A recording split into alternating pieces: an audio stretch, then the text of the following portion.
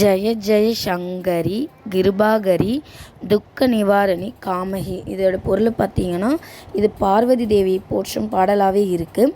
பார்வதி தேவி கருணை நிறைந்த ஒரு கடவுளாகவே இருக்காங்க நம்மளுக்கு. அது மட்டும் இல்லாமல் அவங்க பேருன்னு பார்த்திங்கன்னா பார்வதி உமையவள் மலைமகள் இகன்மகள். ஓகேங்களா.